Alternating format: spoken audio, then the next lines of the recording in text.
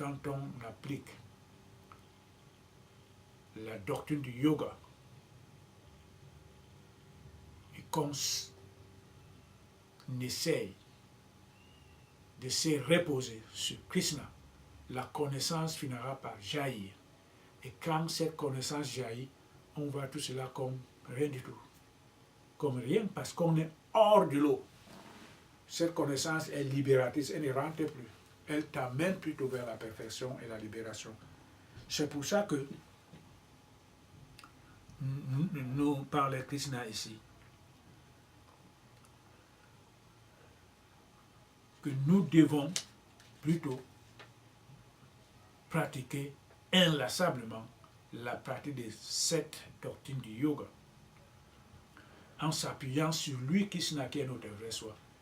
Quand on s'identifie à lui, on aura réalisé le premier signe de l'évolution spirituelle, c'est l'identification à sa divinité.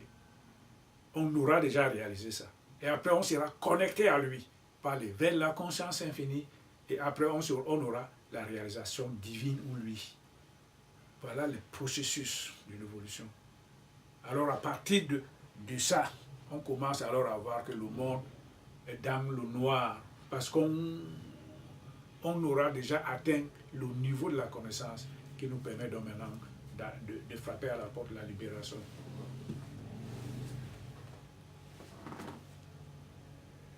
Okay. Au verset 10.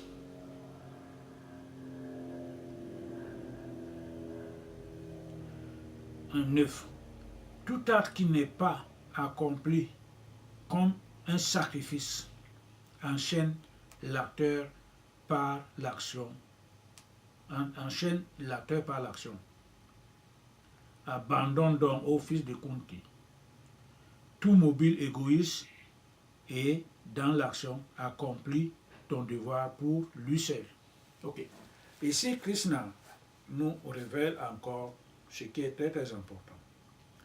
Tout acte qui n'est pas accompli comme un sacrifice enchaîne l'acteur par l'action. C'est là où se trouve tout le monde, toute notre humanité. Les humains dans ce monde matériel sont enchaînés par des actions inutiles qui ne produisent que les fruits du péché. Comment le monde peut-il s'avancer? Alors quand on comprend tout ça, on revient encore en arrière à 2000 ans. L'osage qui a été illuminé par la grâce divine universelle dit dans 1 Jean, n'aimez pas le monde ni les choses qui y sont, que simplement parce qu'il sait que tout ce qui est produit dans le monde est le produit de l'action inefficace, injuste et égoïste. Ça ne produit que, ça ne donne que les fruits du péché. Et tout le monde tourne là. Ça dit que Dieu est la main divine qui a créé toutes choses, elle est tellement si intelligente, si bien que quand on comprend ça, quand on comprend cette subtilité, il faut l'adorer pour qu'on s'en sorte. Quand on est dans ce monde, on est en prison. On est lié à l'action. Et cette action, quand on ne paye pas les tribus à cette action pour se libérer, on est là. On va faire des choses qui entraînent les fruits du karma. On part, on revient. On part, on revient. On peut même faire ce qu'on croit être bon de faire. Mais on est toujours lié à cette action. On nous dit ici que l'être humain est lié à l'action. L'action égoïste qui est accomplie enchaîne l'acteur de l'action. Je fais ce qui est bon. Il y a une femme qui a été entraînée par un courant d'eau. Je plonge dans le fleuve, je la sors de l'eau. C'est bon. C'est bon. Mais je l'ai fait par égoïsme. Puisque je lui demande, par exemple, une récompense. Si je ne lui demande pas, elle m'amène cette récompense, plus tard je l'accepte, je suis enchaîné par l'action. J'aurais fait quelque chose de bon, quand même il m'a payé, c'est vrai. Mais quand je meurs, j'irai au paradis. Et je serai obligé de renaître. Ici. Parce que là-bas, je vais jouer les actions bonnes que j'ai faites. Mais je suis obligé de renaître. Je suis enchaîné à partir de chaque action que j'accomplis, en pensée ou en action pure et simple, en la matérialisant. l'être humain est enchaîné à cela. Et c'est là le piège que se trouve toute l'humanité dans son ensemble. Et c'est pour ça que la libération de l'ensemble de toute l'humanité est impossible. Qu'on ne nous raconte pas n'importe quoi dans les églises. Que le Seigneur viendra par un chant de son, tout le monde sera libéré. Ce n'est pas vrai. Il est déjà venu. Et le monde ne l'a pas vu. Il est venu. Le message est là. Comment voulons-nous qu'il vienne encore avec 1 milliard de têtes que tout le monde... Quelle est la montagne sur laquelle il va s'asseoir que tout le monde entier le voit? Sur l'Himalaya? On ne voit pas l'Himalaya quand on est en Afrique du Sud là-bas. Quelle est alors la position qu'elle pourra occuper, que le Messie pourra occuper pour juger tout le monde au même moment? Non, ce n'est pas possible. Le jugement, il est là. Le jugement, il est là. Donc, nous devons comprendre que l'homme étant enchaîné à l'action,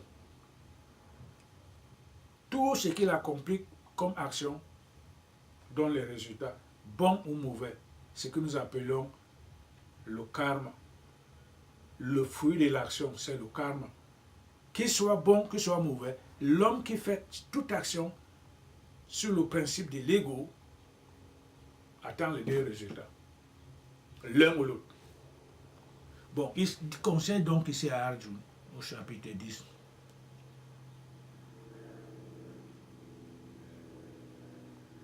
Tout mobile abandonne donc tout mobile égoïste et dans l'action accomplis ton devoir pour lui seul. Mon devoir, c'est d'aider quelqu'un. Mon devoir, c'est de ne pas parler, de ne penser à rien. Je dois être vide de tout contenu négatif. Je dois seulement être connecté avec l'action universelle, l'amour, la mère universelle. C'est tout. S'il arrive un temps où je dois aller travailler, je travaille et c'est terminé. Je n'attends aucun résultat de ça. Le résultat, c'est lui qui le contrôle. Et en t'abandonnant à lui, et c'est ainsi seulement, que l'homme pourra s'échapper au résultat de ses karmas.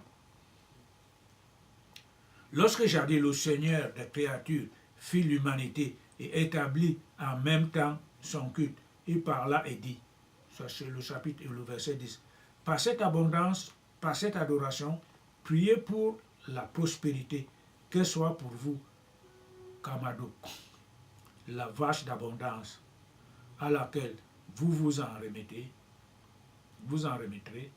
pour l'accomplissement de tous vos désirs. Nourrissez-en les dieux, afin que les dieux, en leur retour, vous nourrissent.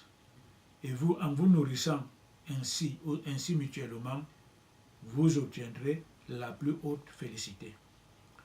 Les dieux nourris d'adoration par le sacrifice vous accorderont la jouissance de vos désirs. Celui qui jouit des présents des dieux sans les en offrir une part de sacrifice est semblable à un voleur. Voilà ce que veut nous dire Krishna ici. Qu'est-ce qu'il veut nous dire le maître ici? Le maître voudrait que, à l'origine de la création, il a établi ce qu'on appelle le yajna. Le yajna, c'est le sacrifice spirituel. Le yajna, c'est le sacrifice spirituel. Alors, dans ces sacrifices, il a créé des sacrificateurs. On les appelait par exemple le Brahman, les Abraham, qui étaient des grands sacrificateurs dans le code biblique. Et il y a d'autres qu'on appelle par exemple Ramdash. Il était le Dieu sacrificateur. C'est-à-dire à tout moment, il faut qu'il fasse des sacrifices pour le progrès universel. Les dieux sont invités, les démons sont invités. Il faut que tout évolue. Alors, à partir de ces sacrifices, on a les pluies, on a les récoltes, on a la santé, les arbres produisent, le soleil produit les arbres qui nous donnent, à partir de leur photosynthèse, nous donnent les arbres médicinaux. Nous avons tout. On a de l'eau fraîche, on a de l'ombre, on a de la prospérité dans ce que nous faisons. Donc, il faut qu'il y ait des sacrifices. Et dans ces sacrifices, qu'est-ce qu'on trouve? On trouve l'Esprit suprême. L'Esprit suprême n'est autre chose que le Dieu créateur ou la mère créatrice. Donc, quand on reçoit tout cela, et qu'on ne donne rien du tout comme contribution à la roue universelle qui tourne en mouvement, on est comme un voleur, c'est ce que veut nous dire Krishna ici. C'est-à-dire que nous ne faisons rien pour le progrès universel. On a tout cela, mais on ne fait rien. On ne pense même pas donner quelque chose à une organisation, par exemple d'orphelinat, qui souffre là-bas, les enfants n'ont rien à manger. Et on a tout autour de nous. On ne pense qu'à soi, à sa famille. Il faut plutôt faire, en retour, donner des sacrifices. Cela contribuera au progrès universel en tant que roue par son mouvement. Mais si on ne fait rien, on ne soutient rien, on est comme un voleur parce qu'au-dessus de nous, il y a les sacrifices qui se font pour le progrès universel. Ici en bas, on doit aussi répondre en nourrissant les dieux par les sacrifices, par les adorations, même par les adorations, par les cultes, et en retour, il nous donne ce que nous avons. Et si nous, ici, on ne fait pas, eux, ils sont obligés de faire les sacrifices. Le yajna, constamment. Au verset 15, au verset 14, il continue. Les êtres sont nourris d'aliments. Les aliments sont le produit de la pluie. La pluie est le résultat du sacrifice et le sacrifice est accompli par l'action. Voilà. Si cette action est égoïste, le sacrifice n'aboutira pas. Il faut que l'action soit juste. Le prêtre qui le fait doit être exempt de l'ego. On va prendre un exemple. Quand on dit ici que tout ce que nous faisons doit être un sacrifice à la mère divine, qu'est-ce que nous lui donnons? Les mauvaises pensées. Quelle est mon attitude? Quel est mon état d'être entièrement? Moi qui vais en présence de la mère divine, je suis en conflit avec avec mes collègues, je suis en conflit avec mes voisins. Il y a ceci, il y a beaucoup de choses qui ne vont pas autour de moi. À partir du moment où j'ai créé l'inimitié avec la mère, je ne suis pas digne de me prononcer, de me présenter devant elle, de lui donner un sacrifice. Elle va me renvoyer. Cela est écrit dans la Bible. Elle m'en renvoie sans toutefois pour qu'elle me le dise, parce qu'elle me l'a déjà dit depuis longtemps. Depuis 2000 ans, on me l'a dit.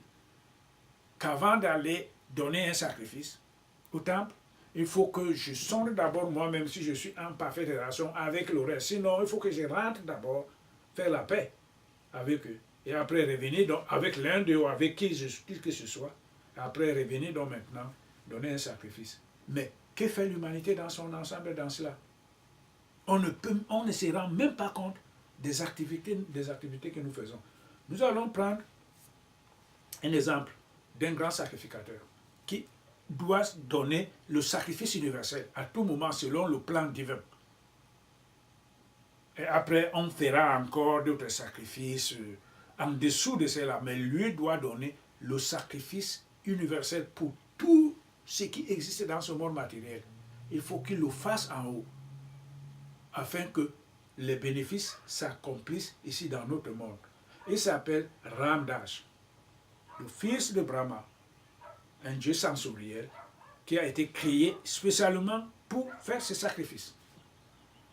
Il le faisait convenablement, sans problème. Après un jour, il commence à s'enorgueillir, parce que quand il passe, il faut que les gens s'élèvent, ils viennent dans une assemblée, il faut que tout le monde s'élève. Un jour, il rentre dans une salle. Il y a Brahma, son père, qui s'est levé pour le saluer. Il y a Shiva, le grand Dieu, qui ne s'était pas levé. Il se pose des questions. Mais celui-là, tout le monde m'applaudit, je passe, je suis le grand Seigneur, je suis le grand Dieu créateur. Mais lui, sacrificateur, mais lui là, qui est-il? Il ne se lève même pas. Il s'enflamme d'orgueil. Il faut qu'il bannisse Krishna et Shiva de tous les sacrifices, ainsi de suite. Il ne l'invite même plus pendant les rituels sacrificiels. Voilà comment est né l'ego en lui. Il commence alors à grandir. Il fait une fille qu'on appelle Sati. Il faut donc, Sati est la manifestation de Gauri, qui est la femme à Shiva. Elle ne peut marier que Shiva, période, parce que elle est la part d'énergie de Shiva. Il dit que Shiva ne doit pas marier cette fille. Celui-là, il n'est rien, il n'a même pas où habiter, il n'a même pas d'habit, il ne se couvre que de la peau du lion, il n'a qu'une serpent autour de lui comme ornement, pour rien. Ma fille ne peut pas aller habiter avec, marier un tel homme comme ça. On lui fait comprendre que Gauri ne peut que marier Shiva, il refuse. Alors son père, qui est Brahma, quitte alors un jour à le voir. Il dit un jour, tu sauras réellement la puissance de Krishna. Seulement moi, je devais te tuer avant. Parce que quand la mère me criait, elle ne m'avait pas donné des armes, elle me dit que le père ne doit pas tuer ses enfants. Mais toi, ton orgueil, ta connerie a dépassé les limites. Je devais te tuer, mais tu vas mourir bientôt. Sa femme, elle vient donc maintenant prier Brahma pour qu'il enlève la malédiction. Brahma lui dit, il ne va pas mourir maintenant, mais il va mourir bientôt. Si moi j'avais l'arme, j'avais demandé à la mère de me donner l'arme aussi, il me dit que bon, c'est Vishnu qui devait me protéger. Mais si j'avais cette arme, j'allais te tuer maintenant. Tu te crois pour qui? Les dieux, les demi-dieux adorent Shiva. Les humains sur terre adorent Shiva. Toi, tu es qui? Tu as quelle référence? Tu n'es rien du tout. Il ne veut pas comprendre. Donc, il invite alors, à ce sacrifice, il invite tous les dieux. Au second sacrifice qui devait venir, il invite tous les dieux. Tous les dieux s'y rendent. Des démons aussi. Parce que tout le monde y va. Tout le monde est la créature de la mère divine. Tout le monde s'y rend. Il n'invite pas Krishna. Il n'invite pas Shiva. Shiva était, Vishnu était, Brahma était, les trois dieux forment un. C'est le pillard. C'est comme ça que la mère a dit. S'il y a un qui n'est pas là, les deux autres ne fonctionnent pas. Les trois, c'est les énergies supérieures. A, B, C. Nous avions dit ça avant. Quand les trois combinent, alors en les additionnant, ça donne les quatre énergies inférieures. Donc on a donc le monde d'en haut et le monde matériel. C'est ce que nous avons dit la dernière fois. Donc les trois produisent le monde matériel. Les deux ne le produisent pas, il faut que les trois soient combinés. Lui vient, il dit que non, Shiva n'est pas là parce que c'est un vaurien. Il ne l'invite pas. Alors la femme à Shiva, qui est quand même partie en mariage chez lui, sa fille qu'on appelle Sita, qui a quand même marié Shiva, Sati qui a marié Shiva, pas en tant qu'il a organisé le yagna, mais il n'invite pas Shiva. Le maître, le sage, est allé lui dire que tu risques d'attirer des conséquences très néfastes si tu n'invites pas Shiva ici. Il s'en fout. Il dit le sage lui dit, si Shiva n'est pas ici, je n'insistais pas. Il dit, tu peux t'en aller. Le sage est parti.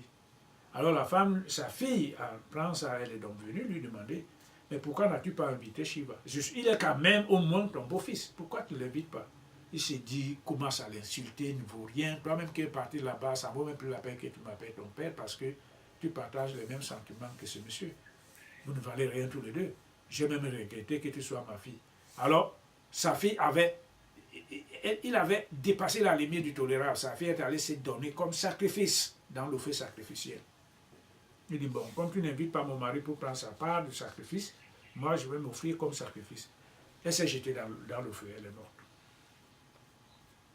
Ok, donc maintenant, Shiva envoie alors quelqu'un là-bas pour lui donner une correction. Donc, on a été là-bas, on l'a coupé la tête. On l'a coupé la tête.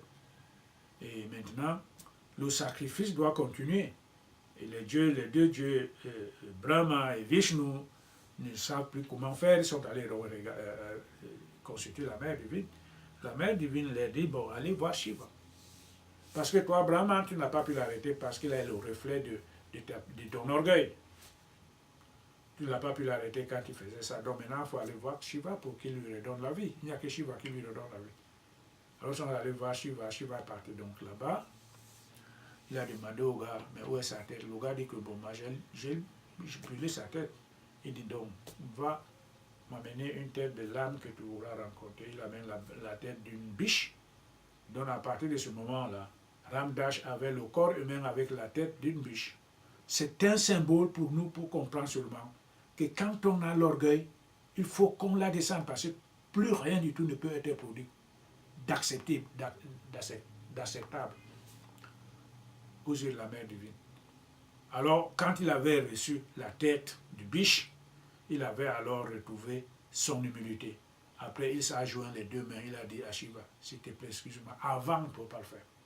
C'est un exemple qu'on nous donne ici pour nous faire comprendre que quand l'action est empreinte de l'ego, ça ne passe pas comme sacrifice à la mère.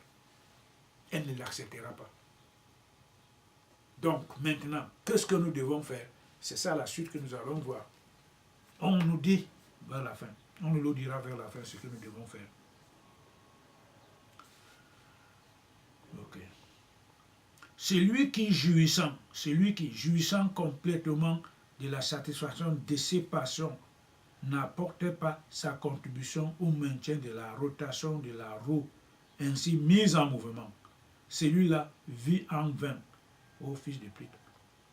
Celui qui jouissant complètement de la satisfaction de ses passions n'apporte pas sa contribution au maintien de la rotation de la roue mise en mouvement.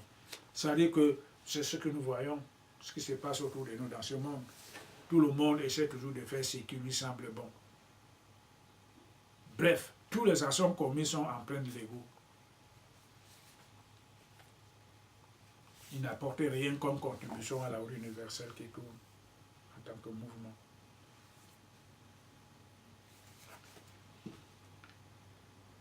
Mais celui qui se, verset 17, mais celui qui se complaît uniquement dans le soi intérieur, trouvant en lui et en lui seul son bonheur et son contentement, celui-là n'a pas d'intérêt égoïste dans l'action. Voilà. C'est-à-dire que celui qui se complaît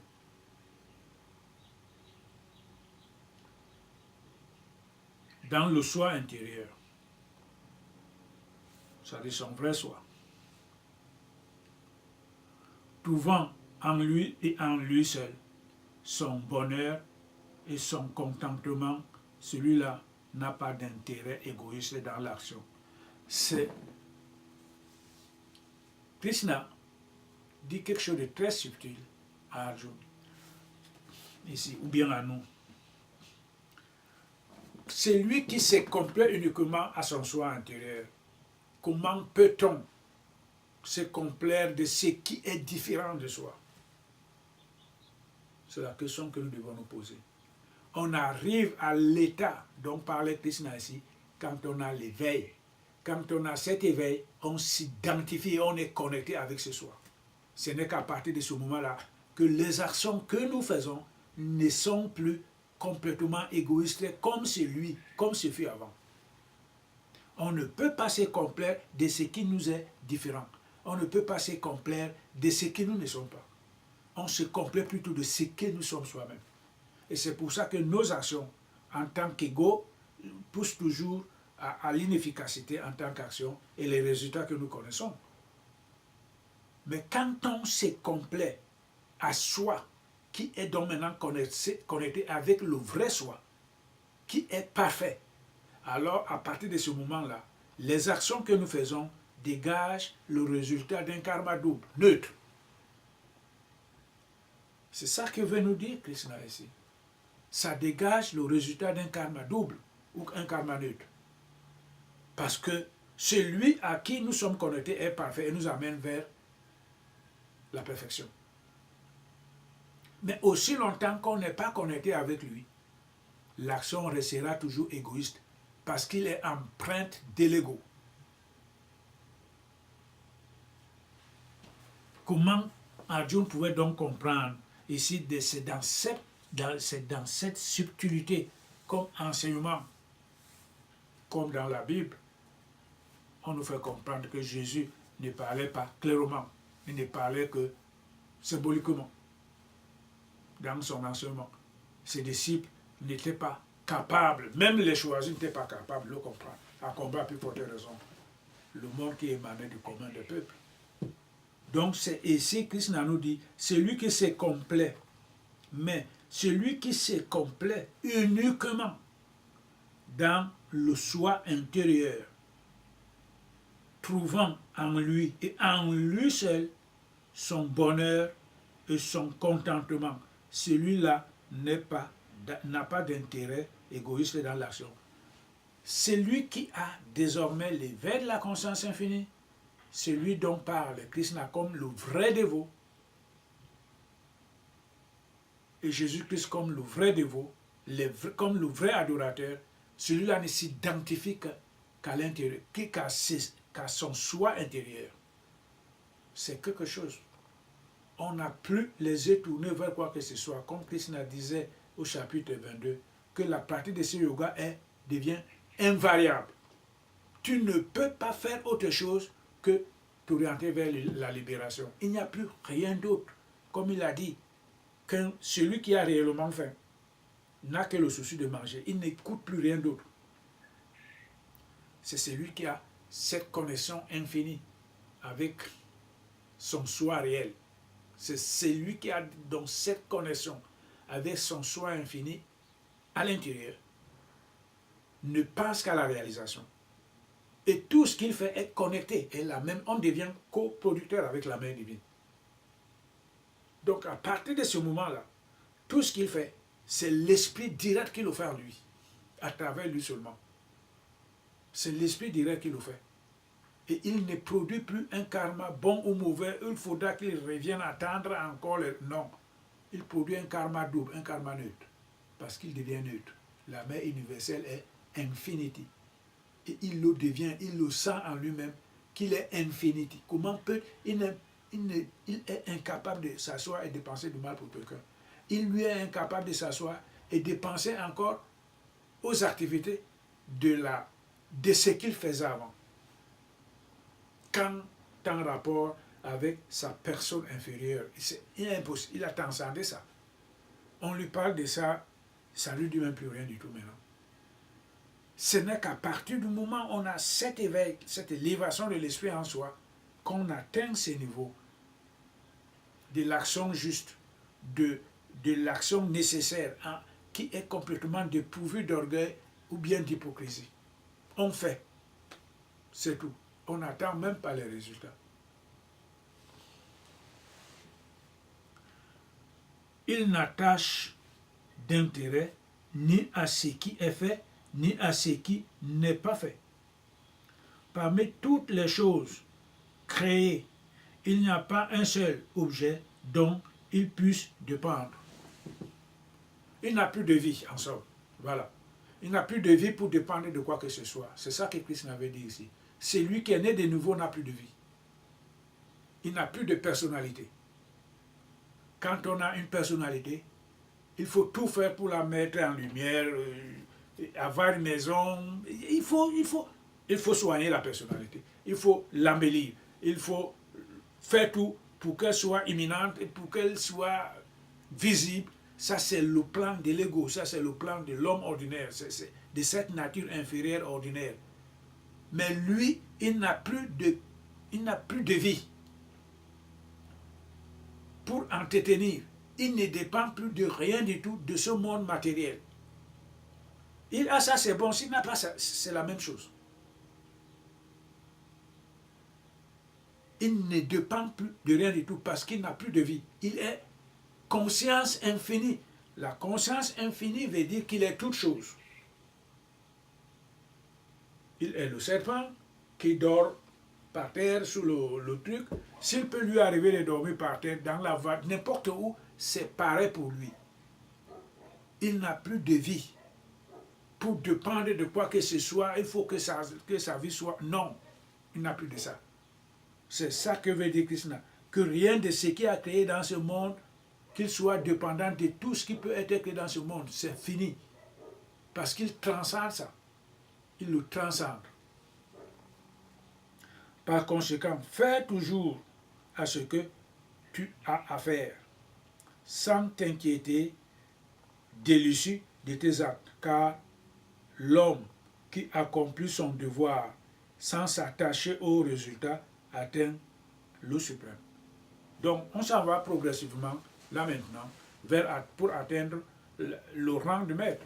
Il dit à Arjuna, fais seulement ce que tu as à faire, ne t'attends pas au résultat. On l'a déjà expliqué plusieurs fois, que nous ne sommes pas l'auteur de l'action pour atteindre les résultats. L'auteur de l'action, c'est la divinité ou la nature. C'est elle qui sait ce qu'elle doit produire à travers vous, moi et le reste. Donc on n'attend pas ça. Quand l'action vient en présence, allons seulement faire. Allons faire ce qui doit être fait. C'est elle qui détermine les résultats. Parce que nous, on peut avoir, par exemple, comme on dit vulgairement, un problème à résoudre. Pour le moment, la solution n'est pas là. On peut, par exemple, faire des spéculations intellectuelles, mais c'est impossible maintenant de le faire. On peut dire, bon, ok, je vais téléphoner peut-être à une telle personne s'il pourra apporter la solution à ça. Ça peut être fait. Et si la personne ne le fait pas, vous n'êtes pas inquiété et vous n'êtes pas blessé, vous n'êtes pas vexé. Parce que vous savez que ce n'est pas vous qui êtes l'auteur. Vous devez seulement agir en appelant à la personne. Vous avez seulement agi. Vous avez fait une action. Vous ne l'avez pas fait de manière égoïste. Vous l'avez fait de manière... Il le fait pas, tant mieux, parce que c'est la mère qui détermine les résultats. Et quand vous le faites, vous n'êtes pas entaché du péché dans ce que vous faites. Et vers la fin, puisqu'on doit agir, en y étant, je ne vais pas appeler la personne pour mettre les monts et merveilles s'il fait ceci. Non.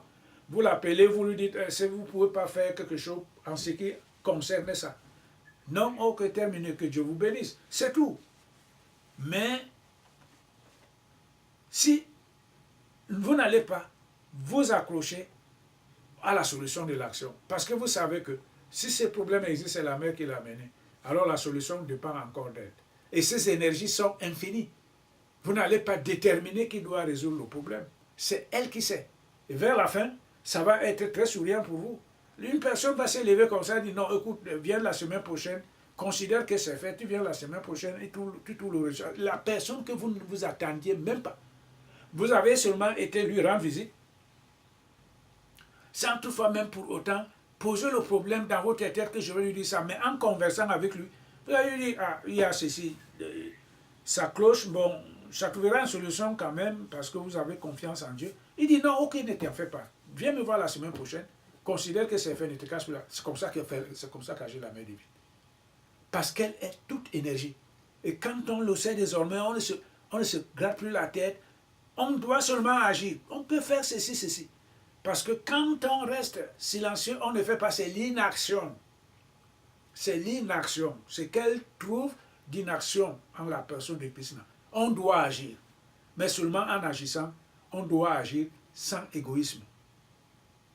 Voilà. Vous avez un problème, soumettez-le à la mère divine. Maintenant, elle dégage les énergies en essayant de faire quelque chose. Ça, c'est l'action. Mais on n'y met pas l'ego. Que la personne que je veux voir pour résoudre ce problème, il faut seulement qu'elle le fasse. Je peux lui promettre ceci. Ça, c'est de l'ego, ça ne marchera pas. D'abord, vous ne pourrez même plus le faire. Mais vous allez chercher les solutions en faisant l'action. Cette action doit être pure. Sans attendre les résultats, il faut absolument que la personne le fasse. Ce n'est pas vous. Ce n'est pas nous qui contrôlons. On va seulement poser le problème.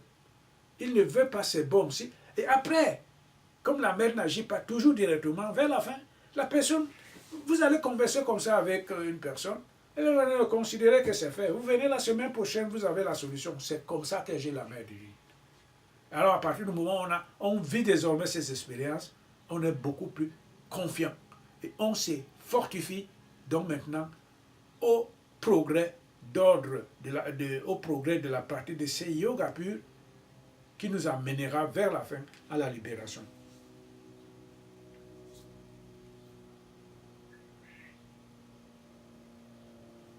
Ok. Ici, il nous dit au verset 20.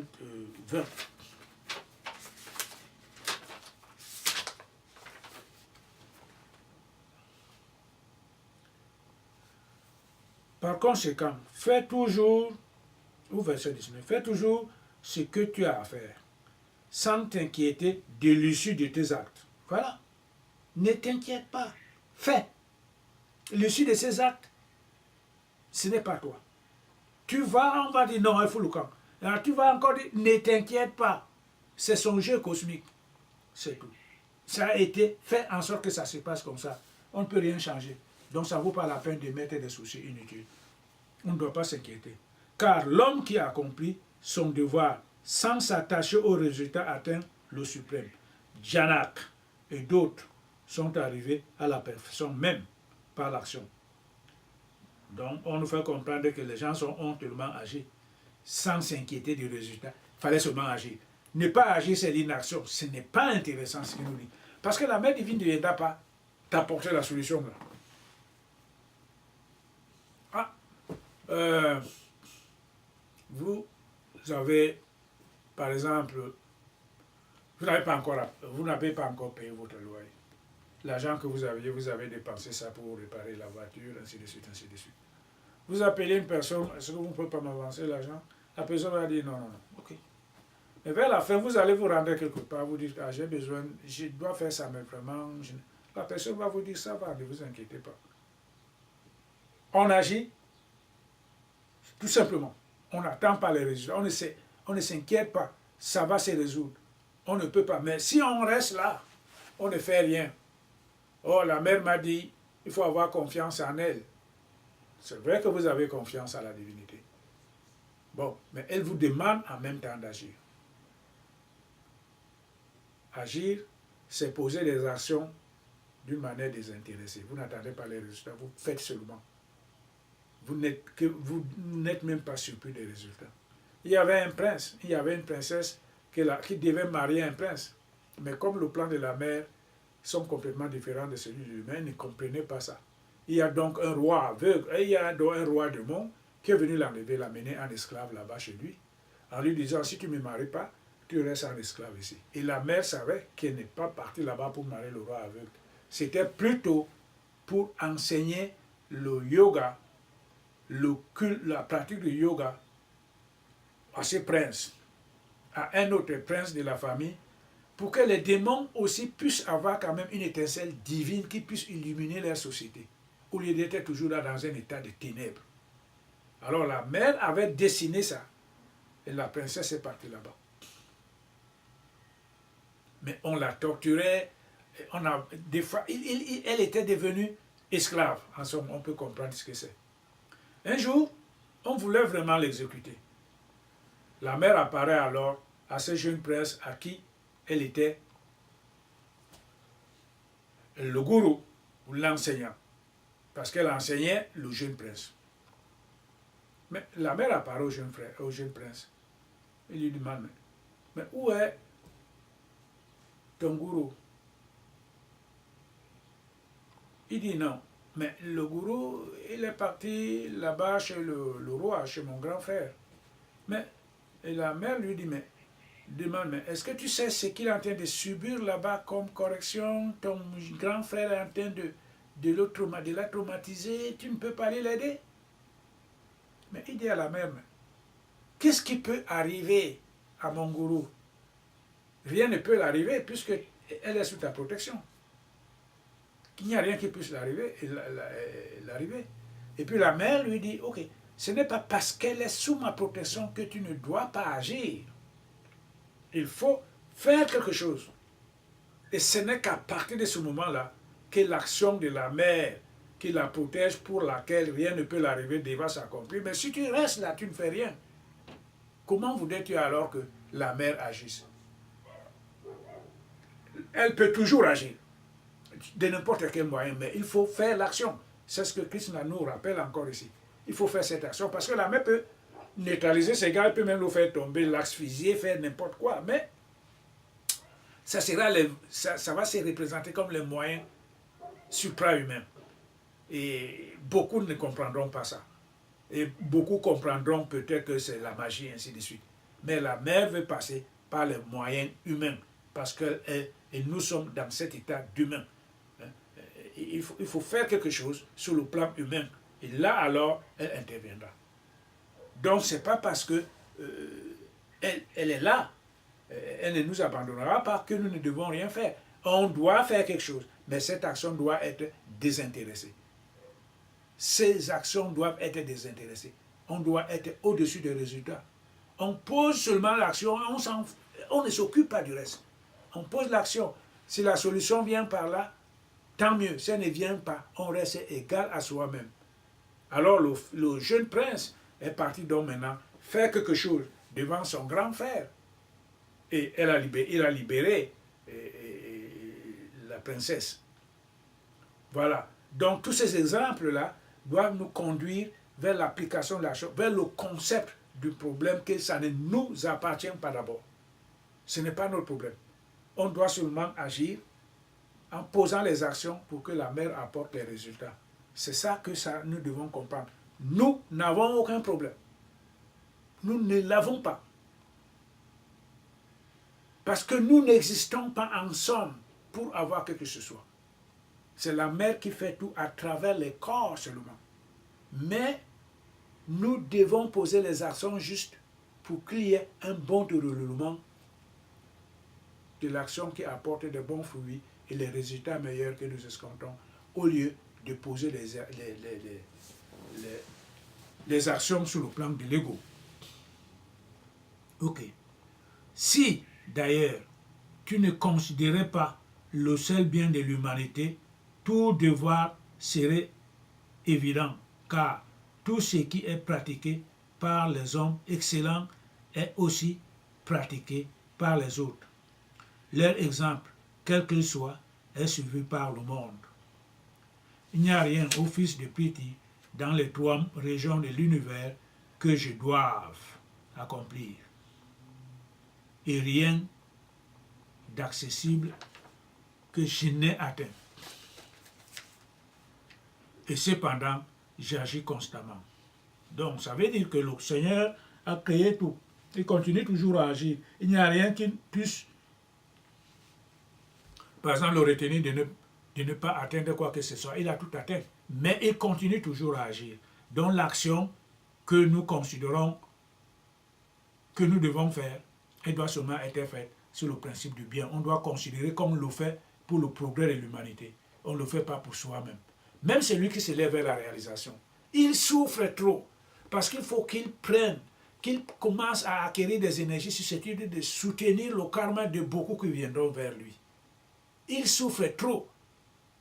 Il n'est rien par rapport aux gens, par exemple, qu'il est sur le plan matériel. Il souffre trop. Pourquoi?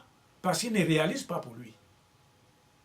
Lui, c'est la conscience infinie. Il est celui qui vient demander de l'aide à lui. Il est tout cela. Il est tout. Parce qu'il est connecté avec la mère qui est tout. Il est donc tout. Il est conscience infinie comme la mère. Il souffre trop. Donc il n'a pas le jeu pour faire ceci, ceci-là. Pourquoi? Parce qu'il ne réalise pas pour lui. Il réalise pour le bien universel. Donc l'action qu'il pose, il faut qu'il conçoive le problème comme étant le problème universel. Il ne l'accomplit donc pas comme étant un devoir pour lui. Il le fait pour le bien de l'humanité. Et c'est pour ça qu'en faisant ce bien de l'humanité, il amène aux autres vers l'élévation, ne serait-ce que par l'exemple qu'il pose en tant qu'auteur de l'action, en tant qu'action. Et les autres suivront plus tard cet exemple. Parce que les gens, comme il venait de nous dire, comme les Janak, ils avaient réalisé juste par les actions. Et les autres en ont copié. Il nous fait comprendre ici que quand on pose une question en tant que problème universel, et non pas mon problème, on accomplit alors ces actions en tant que juste action qui apporte le fruit du karma noble. Et alors les gens qui suivent ça comme exemple.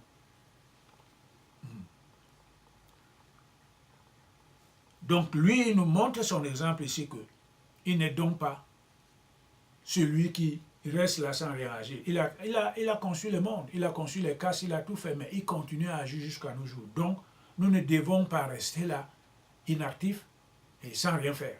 On doit constamment agir, mais l'action que nous posons doit être juste, sans ego. tous les hommes, si je n'avais pas continué à agir, tous les hommes seraient morts. Et tous les hommes suivraient bientôt mon exemple. Si je n'agissais constamment, ces créatures périraient et je serais la cause de la confusion des castes et j'aurais tué toutes les créatures. Voilà. Parce que si le reste est inactif, sans action, le monde s'arrêterait. Il faut qu'il continue à agir, mais son action est divine, pure. C'est pour ça que les mondes sont soutenus par son action. Alors l'individu doit comprendre que mon maître continue à agir, ses actions sont nobles, et c'est ça que je dois faire parce qu'elles sont sans égaux. Alors que l'ignorant accomplit les devoirs de la vie dans l'espoir de la récompense, le sage, mu par le désir de conduire le monde vers le devoir et de servir l'humanité, devrait accomplir ses œuvres avec désintéressement. Voilà deux choses. L'ignorant dans ce monde agit par égoïsme. Quand il pose une question, quand il pose une action, il attend les résultats. Les résultats, c'est que je dois gagner ceci pour amener mes enfants à l'école, le bien-être, ainsi de suite. Il construit une maison, met une barrière, personne ne peut rentrer chez lui. Alors tout ce qu'il fait, il le fait sur le principe de l'ego. Parce que ce n'est que lui, il va ou bien il va aider ceux qu'il aime, selon lui. C'est ça. Donc maintenant, le sage, par contraste, le sage, quand il pose une action, il le fait pour la contribution à l'évolution de l'humanité. Voilà. Tu trouves quelqu'un qui est malade, tu envoies l'énergie, il guérit. Il ne paye pas. Il ne peut pas payer ça. Tu contribues pour le progrès de l'humanité. Pourquoi? Parce que ce monsieur doit aller travailler. Il a une famille à nourrir. Il faut qu'il essaie d'être heureux dans sa propre société. Donc, on contribue à l'évolution de l'humanité. Quand quelqu'un parlait trop à côté de soi, un jour j'ai demandé à quelqu'un, qu'est-ce que tu as déjà fait toi pour le progrès universel? Il ne peut pas capable, il ne peut pas répondre à cette question. Qu'est-ce que toi tu as déjà posé comme action pour le progrès universel? Les uns peuvent dire que j'ai donné l'argent à l'église, c'est ignorant. On ne vous a pas demandé de le donner. Quand tu donnais cet argent, tu le donnais par ignorance. Ou bien par ce qu'on t'avait encore nommé, peut-être grand machin là-bas, grand dévot, tu es toujours assis à la première place, tu l'as fait par ego. Ce qu'on fait par ego et par ignorance ne contribue pas au progrès universel. On dit bien que ce qu'on fait pour la roue universelle qui tourne, pour le progrès universel. Quelle est sa contribution? Quand vous donnez l'argent au pasteur, ce n'est pas ça. Ce n'est pas du tout ça. Il y a beaucoup de choses que nous devons faire ici. Il y a par exemple des clochards, il y a des veuves, allez balayer leur maison. On vient, on les donne un peu d'eau à faire, on les lave, on balaye la cour, on fait ça. On les dit merci, on s'en va. On a même, il y a des clochards là dehors.